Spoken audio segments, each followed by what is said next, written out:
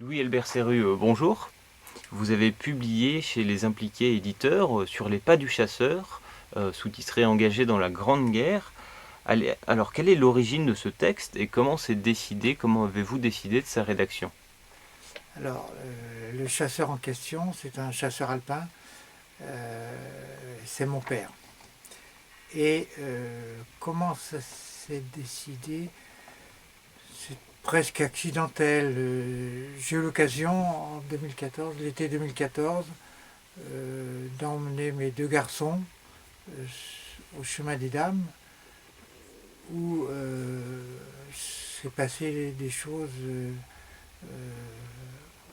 importante pour mon père puisqu'il participait au combat. Il venait d'arriver dans l'armée et il a participé à l'offensive d'octobre 2014, 2017 pardon. Et je me suis dit que ce serait bien que mes enfants puissent, par ce biais-là, connaître un peu leur grand-père qu'ils n'ont pas connu. Alors, justement, quelle est la nature de cet ouvrage? Est-ce que c'est un témoignage? Est-ce que c'est une enquête que vous avez menée ou une recherche, un essai ou plutôt un récit familial ou tout ça à la fois? Alors, c'est la suite de l'accident.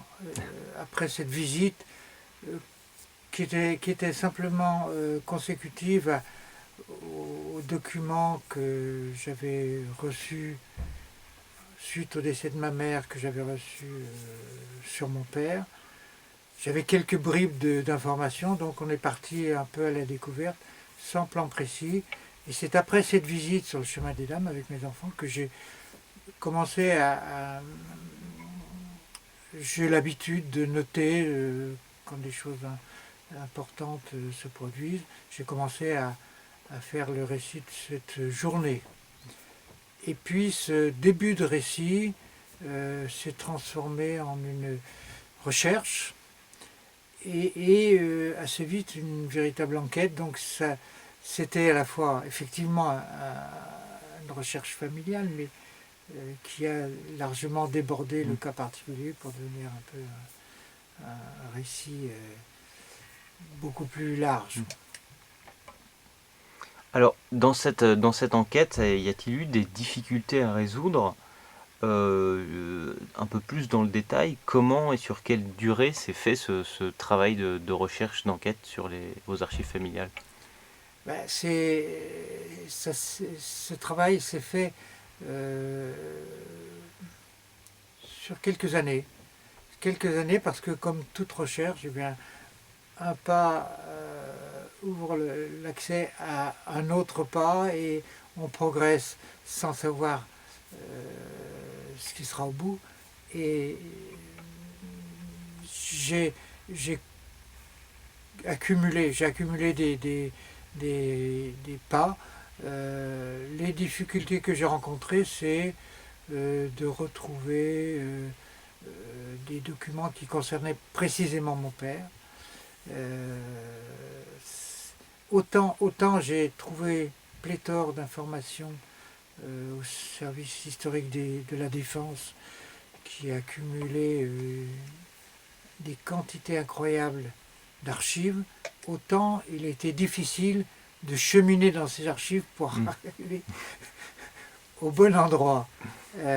J'ai aussi, par par le hasard des recherches, découvert des petites perles. J'ai découvert que l'offensive qui a été le baptême du feu de mon père en octobre 17, il avait à peine 18 ans, et il s'est trouvé dans cette, comment définir ça, dans cette horreur de feu et de sang. J'ai découvert une perle, disais-je, c'est que Albert Londres a fait un reportage sur ces 3 journées terribles. Donc ça a été un moment que j'ai apprécié d'avoir mis le doigt sur ce document. Voilà, donc c'était une succession de recherches, d'échecs, de un peu parfois de découragement et puis de remise sur le métier, comme dit Boileau, 100 fois sur le métier, voilà. Donc ça a pris quelques années pour aboutir à un récit qui est à la fois un peu tout ça, un témoignage familial, le fruit d'une enquête et qui aboutit à un document qui est à usage de tous, parce qu'il raconte, finalement, il raconte la guerre d'un point de vue personnel, mais très vite, on débouche sur des questions sur l'engagement, sur le consentement, parce que ça a été des choses terribles, sur la violence terrible, sur la guerre en général. Oui, alors justement, c'est la question que j'allais vous poser, sur ce que vous venez d'expliquer, sur ces questions, la guerre, la violence, l'engagement. Y a-t-il des enseignements supplémentaires ou un en particulier à en retirer justement de cette enquête, de ce témoignage?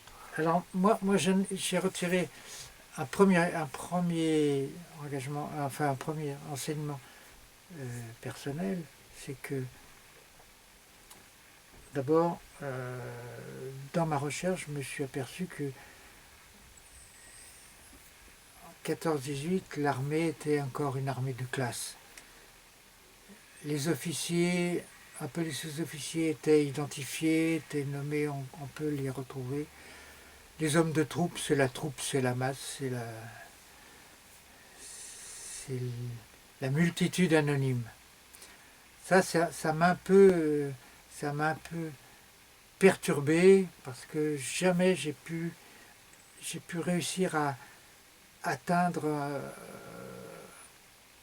à mon père. J'ai retrouvé sa compagnie, mais jamais j'ai pu retrouver mon père à part les citations qu'il a été, qu'il a, dont il a été l'objet. Voilà. Donc ça c'est un peu le ressenti que j'ai de cette enquête. Un enseignement, c'est que la guerre est une aberration, collective.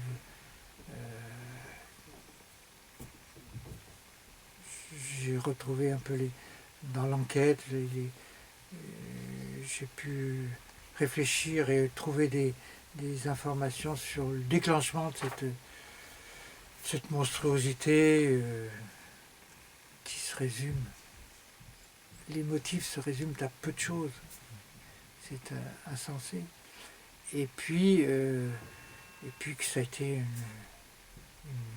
boucherie sans nom.